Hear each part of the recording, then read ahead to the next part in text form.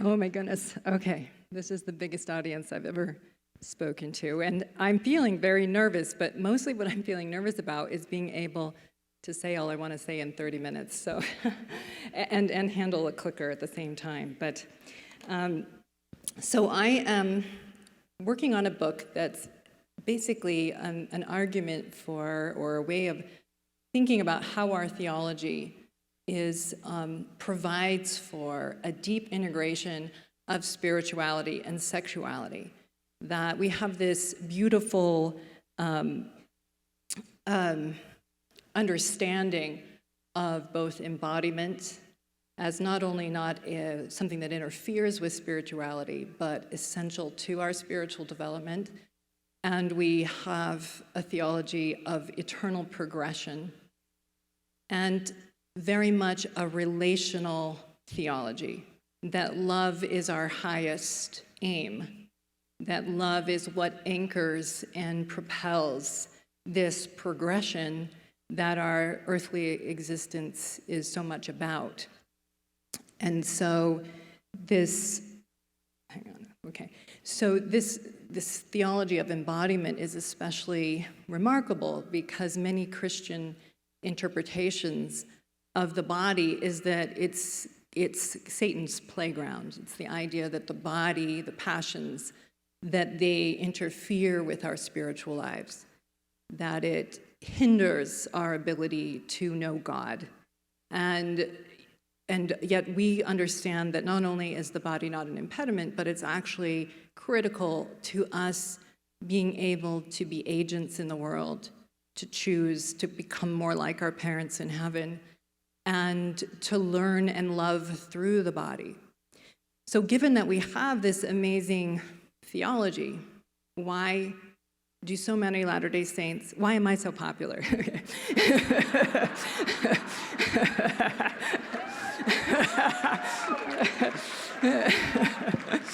Why do so many Latter-day Saints struggle on this front, right? To create any meaningful peace with their sexuality. Because we value marriage as well, and even recognize the legitimacy of sexuality in marriage, and yet many people struggle in either repression of their sexuality or some version of compulsivity around their sexuality, or vacillate between the two, but struggle to find any meaningful peace or deep connection to their sexual being and to their spouse. And so I want to talk about this from a frame of looking at stages of development. So we are here to grow line upon line into wiser and more loving beings. We understand that as part of our purpose here. There are a lot of theorists who have laid out the way that progression happens. You have Kohlberg's theories of moral development, you have Fowler's stages of spiritual development. I'm going to be talking mostly about Robert Kegan's work. He comes from the frame of ego development, or that is how we relate to our sense of self and how that shapes our relationship to others, to our morality, to our sense of God, and to our sexuality, right? So that it really comes from this understanding of ourselves. And so he talks about it in 5 stages of development. I'm turning it into 3 stages to keep it simple. And I'm just going to talk to you about what each of these stages are like and how they shape how we think about ourselves as sexual beings, how we think about who God is or what God expects from us in a sense, and how we relate to one another from these frames. Now, we must go through these stages, and when we go from one stage to the other, we integrate it and transcend it, but it's always a part of us. And in stressful moments, we all quickly regress to stage 1, okay? This is why civil society can fall apart rather quickly. But the more developed you are, the more ability you have to handle your life and to stay in your higher self despite those pressures to pull you downward. Also, not everyone moves through the stages because if you've grown up in a family home environment that's more chaotic or cruel, you may struggle to have the order and organization that you need to move to a higher level of understanding of who God is, who you are. And the third thing I would say is that we may move ahead in some areas of our life, but stay tethered in other areas. And sexuality, I think many Latter-day Saints move ahead in some areas, but their sexuality often gets stuck in this more fear-based frame. And I think one of the reasons is because sexuality is so central and core to our sense of self that it's harder, I think, to come into a place of acceptance and a willingness to be knowable in this way. So I think because it's more frightening for us, we tend to not evolve as readily in the sexual realm. So the first stage is what I call the egocentric stage. And we have no choice but to start out egocentrically. That is, we don't know the world except from the frame of our own experience in the beginning. And so we understand the world as it affects us.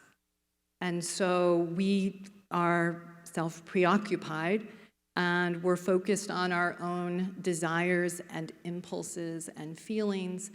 And we're very concerned with keeping ourselves safe, like keeping ourselves, okay. We're looking after ourselves at this point. And so we understand that we are in a larger world in which, authority figures and so on, we can get in trouble, we can have bad things happen to us. And so we're very attuned to what other people want from us.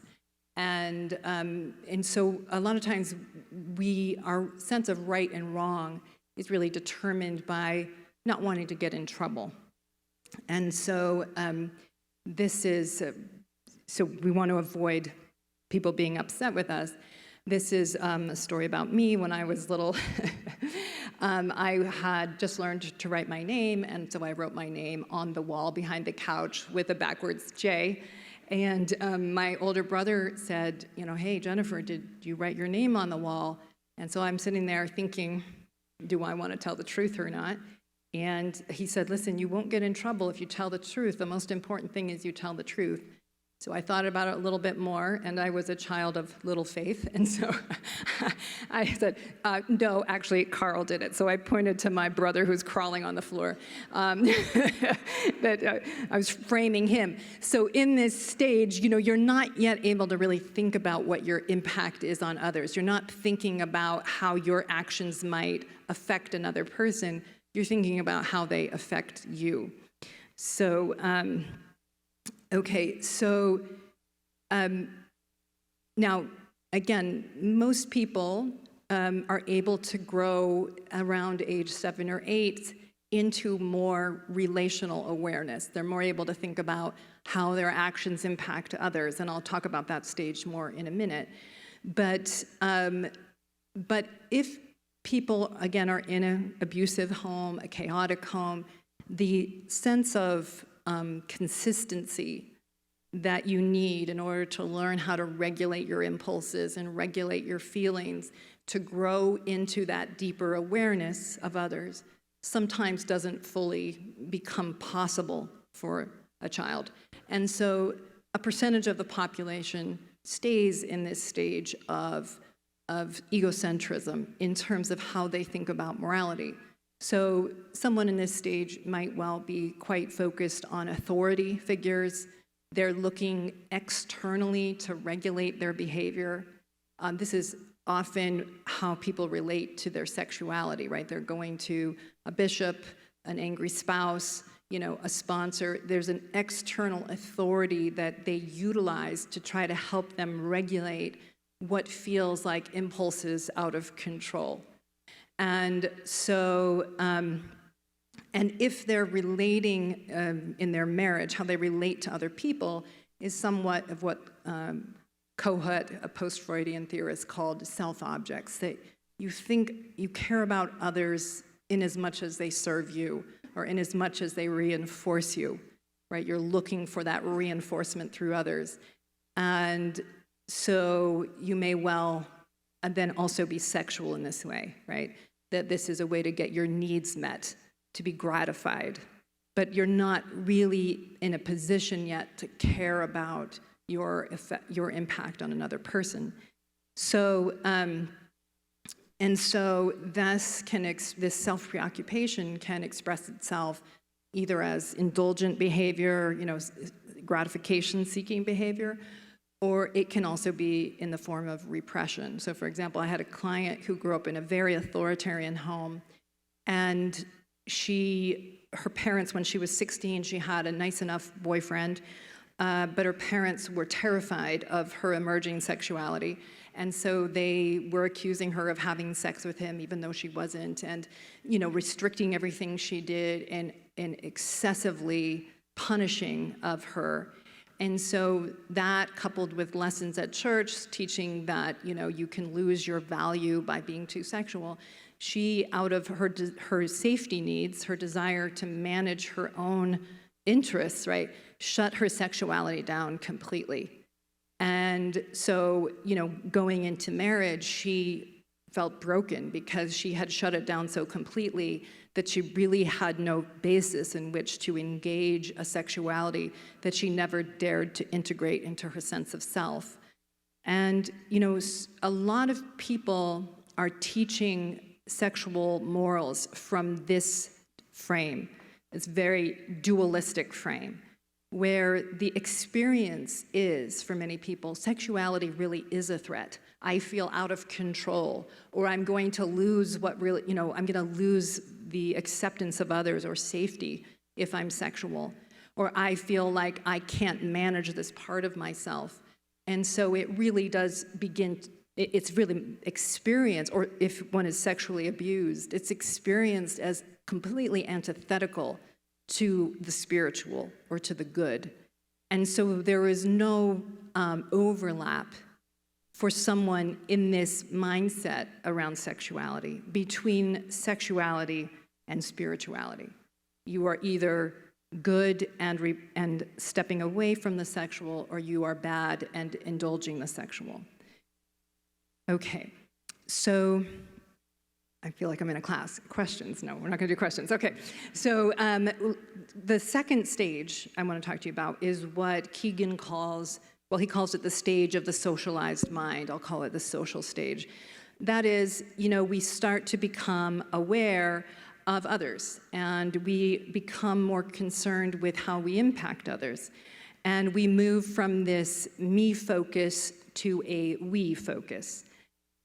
In that shift, we become very concerned with belonging, right? We want to belong to our group, to our family, to others.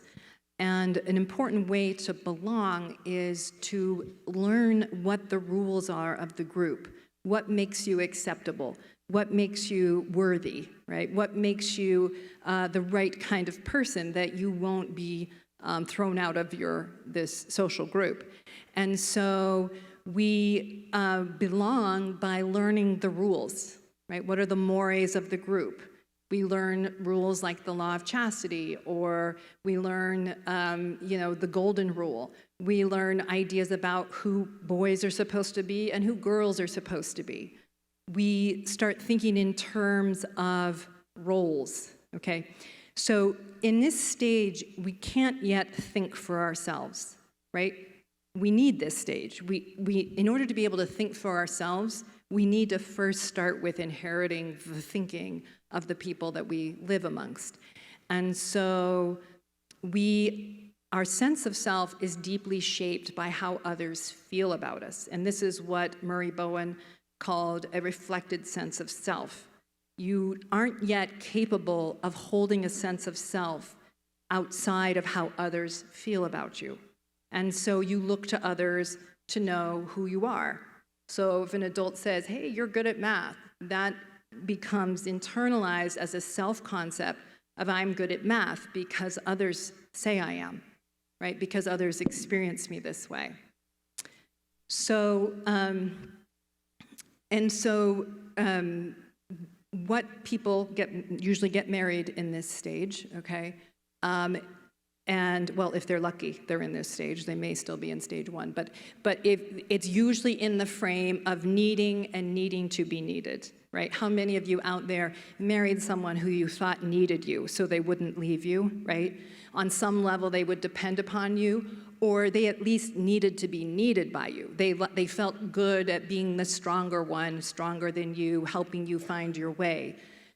Often people are creating these roles or dependencies as a kind of safety mechanism because their sense of self does live in the other person, and they're afraid of the exposure of marriage and the exposure of sex, and so they're looking for some way other than just whether or not I'm acceptable enough in all of my imperfection.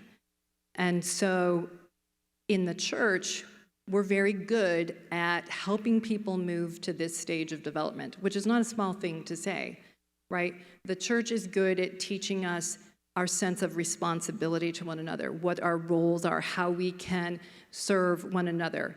Ideals around marriage are very much in this frame of taking care of one another's needs, playing out your respective roles, being respectful of others.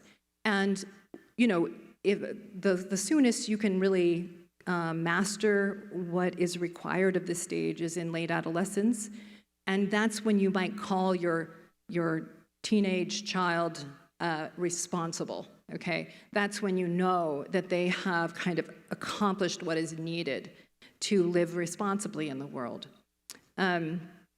Again, lots of music and romance is all around needing. I've had clients say to me, wait, but if we don't need each other, why would we be together? Right? Is it kind of a very overt utilitarian idea in love as opposed to just a deep investment in and caring for another person for their own sake? So sexuality in this social stage is respectful, cooperative. This is how we often talk about it in church, that it's fulfilling one another's needs. Again, back to that role base, never compromising the other person. But it's really not yet choice-based, our sense of love and caring for others.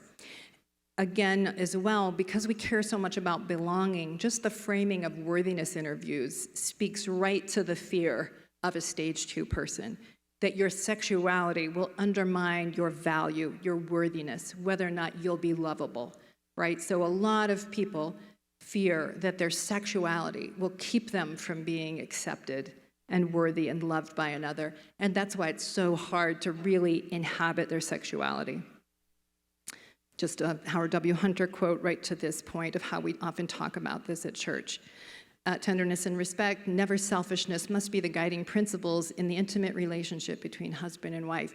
Each partner must be considerate and sensitive to the other's needs and desires. Very much a stage 2 idea. And I do also want to say that, one of my people I taught on my mission, he was struggling with alcoholism, underemployed, impulses ran his life. He joined the church because he wanted to be a better man, he wanted to be a better father, and he now had this social group of expectations that helped him to elevate his functioning. He took on a role, took on a calling, had other peers that cared about what kind of father and person he was, and that allowed him to raise his functioning up to this very important stage. And so when we're operating within a sanctioned form of sexuality, that's when sexuality and spirituality can have a tiny bit of overlap, okay, when it's in the most sanctioned way. But we can still be very authority-focused. We're still, I get all kinds of questions all the time. Is this behavior okay? Is this behavior okay? Like, I'm trying to find someone to tell me if it's all right. And there's nothing wrong with that. Like, we need to go through that to help us know how to think. But ultimately, we want to move beyond this dependent stage if we're really going to become capable of intimacy in marriage, intimacy in our relationships, a deep acceptance of ourselves, a deep acceptance of our sexuality, and this capacity to really experience the joy that we are capable of as human beings. So this next stage is what Keegan calls the self-authoring stage. This is where people move from an external authority to a deeper internal authority. That you go from what others think to what do I think, right? What what do I believe? Okay, this is what my faith community believes. Who am I relative to those beliefs? Who am I in the world? This is what Mary Beth Raines, an LDS therapist and thinker who wrote an excellent piece in Sunstone, I think in 2001, on the sexuality and spirituality and moral development, a piece I strongly recommend. And she talks about this as this continental divide when you're moving from that external to the internal. And so we're going from other validation, I need you to be okay with me, for me to be okay with me, into a deeper internal or self-validation, that I am at peace with who I am, that I know God accepts me, that I'm loved, I matter in all my flaws and my ongoing development, but I am okay. And part of that coming into a real self-acceptance is not only just believing literally that we're known and loved, but it's also living in deeper integrity with ourselves, that we're not doing things to get others to tell us we're okay. We're taking our own honest assessment, our own honest judgment more seriously, and living in alignment with what we know and believe is true. And because that integrity is literally what makes you less anxious, less in pursuit or in need of other validation, and more willing to be knowable to others. And so we're actually able, even though we know our own minds better, we actually reference our own minds more deeply, we are paradoxically perhaps less self-preoccupied because we don't need to prove ourselves anymore. We're not trying to project something that's not true. We'll let people in on who we are and how flawed we may in fact be. And so when you're in this external dependency, desire, I talk about this a lot in the coursework that I do, desire in that stage is what I might call wanting, that it's coming from a place of emptiness, and I want you to make me feel acceptable. This kills desire in marriages. If someone feels like they have to manage the ego needs of their partner, or they've got to fill a service for them, right? As opposed to in the self-authoring stage, this is where you start to desire out of wholeness. I don't need you, but I desire you. I value you. I'm grateful for you. I know you, all of who you are, and even how it's very different from me, and yet I'm invested in your happiness, not to make me okay, but because I have something to give in this stage. This is where the right hand no longer needs to know what the left hand does because it's not trying to reinforce a sense of self outside of yourself. And so desire in this stage is a deep form of valuing and choosing to love one other person, right? And it's a real, this ability to both be more deeply at peace with our sexuality because we know our sexuality is creating good in the world, to be at peace with ourselves because we know God accepts and loves us, inclusive of our sexuality, that we dare to be knowable, even the undeveloped parts of us, because we dare to look at where we're in need of development, because we dare to lose our egos to find our strength, right?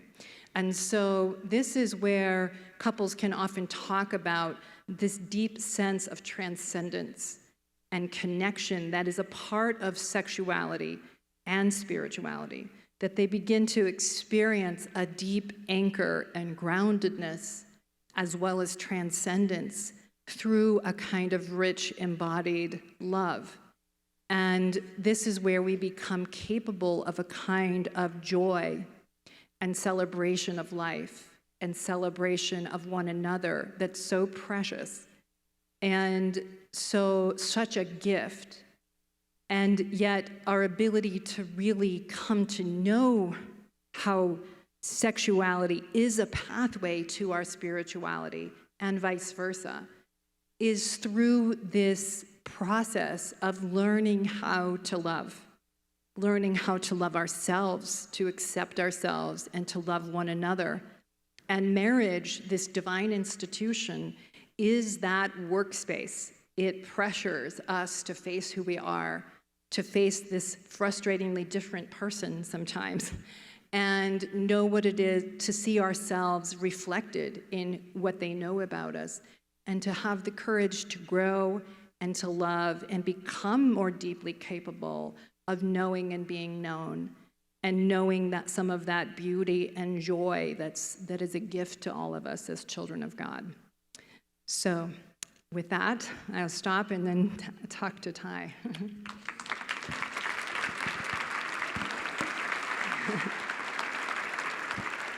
Testing. Is this on? Yeah, you're on. So, JFF. Yes. I have to just, a funny aside. So, I have a full-time clinical practice, and I would say a handful of times a week, somebody brings up something that they learned from JFF. JFF, I was listening to JFF this week. This is what JFF said about that. I think with that, I think it really, this is a little bit of an aside, but I think your contribution to this conversation in our community really cannot be overstated. Thank you so much for everything that you do to better people. So a couple of questions. So I have the opportunity to dialogue with Jennifer about a couple of things here. And as you can imagine, Jennifer is a really one of the funnest dialogue partners that you could have when talking about sexuality and spirituality.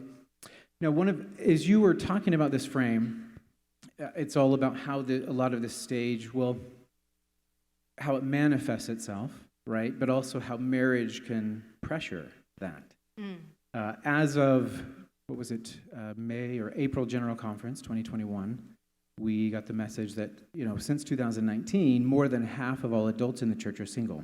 Yeah. So I think there's two pieces here. There's this kind of broader question of what does the integration of sexuality and spirituality look like for singles? And even as you think about some of these stages, does that mean that they're not progressing, or what are your thoughts on that? Yeah, well, okay, a couple thoughts. One is there's a lot of people having a lot of sex who aren't at all integrated with their sexuality. So having sex and being integrated are two different things, although there are probably limits on how much you can learn to love through sexuality if you're not in a partnered, experience. But I think there are plenty of people who have even chosen a life of celibacy for given reasons. They feel it's the most right thing, that there's a self-authorship in how they've determined to relate to their sexuality that's not at all about shame or a rejection of sex. In fact, in some of my dissertation research, the women I was really looking at women's integration of their sexuality moving into marriage, and the women the small minority of women who made that transition very comfortably had, out of a self-authoring frame, I didn't have the language for it then, but they'd made a decision about how they were going to be in relationship to their sexuality. So they accepted it as a good thing. They were excited about the fact that they were sexual beings, but they were actually quite conservative compared to the other women I interviewed in their behavior, because they were actually safeguarding it as something rather very special, something that really mattered. So it wasn't a rejection or a shame, and it didn't interfere with their sense of self, but they safeguarded it. And then when marriage opened up, then they moved readily into it because of that. So I think there's a lot of ways to express our embodiment and eros energy in the world. And I think it really hinges on this sense of choosing who we will be, how we fulfill the measure of our creation, whatever circumstance we're in. Mm-hmm. Thank you. Mm-hmm. How much time do we have? Do we know? I think 6 minutes and 40 seconds. Okay, so another question. And I want to ask this in the context of parenting, right? Esther Perel, right? She has this mantra of, tell me how you were loved, and I will tell you how you make love. Mm-hmm. So parenting, the way we parent our children really can impact how they experience and integrate their sexuality. Within the values frame of the church, what would you recommend or speak to in terms of parents who there are these values that we frame as what we call the law of chastity, right?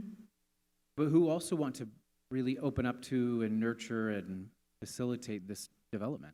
right? Mm-hmm. Healthily. Yeah. How do you do that? How do you hold those two things together? Yeah.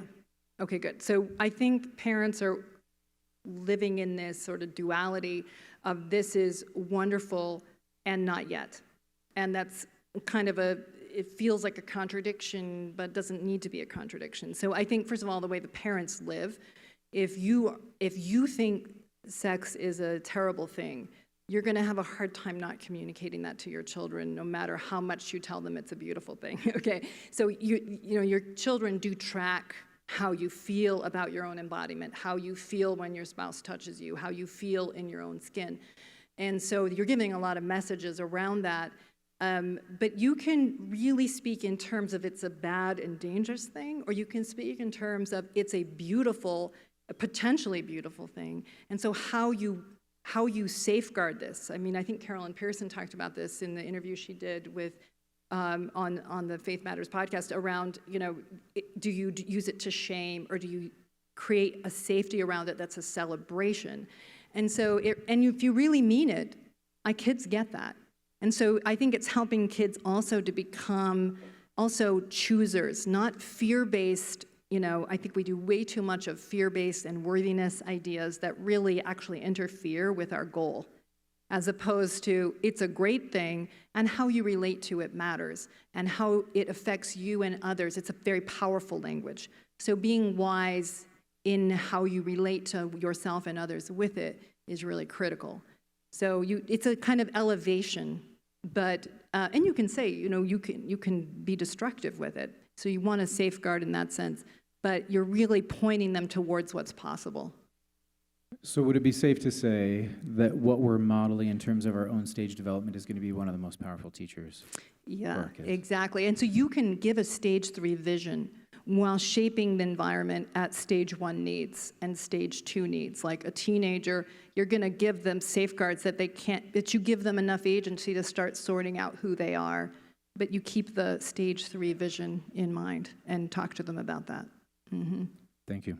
You're welcome. Okay, next question. Yeah. And this came up from a collective friend of ours. You had mentioned the idea about, right, because we have these different parts of us, our emotional self, our cognitive self, sexual, physical, relational selves, right? Mm-hmm. And we get different messages about each of those things, which can sometimes impact developing, or at least the potential to develop differently in different areas across these stages. Yeah. So 2 questions within that. One, anything you would want to say to that? Because you mentioned something to that effect up here. Mm-hmm. But then also, this friend of ours asked, could you be in stage 3 spirituality and stage 1 sexuality? Mm-hmm. Well, that question, I'm not sure yet. I keep thinking about that because I don't think you can get that disparate where you but I think you can certainly be certainly more comfortable. Okay, probably in this way, you can be self-authoring in terms of your career. Okay, you could be self-authoring in terms of what you want to be. I think that's true, but have a real lag around, say, sexuality or how much you let people in on who you are and that kind of thing. One of the things that I really argue, in the coursework that I do is that, and I say this to women a lot because women, I think, are quicker to feel that their sexuality will interfere with their goodness or with their femininity.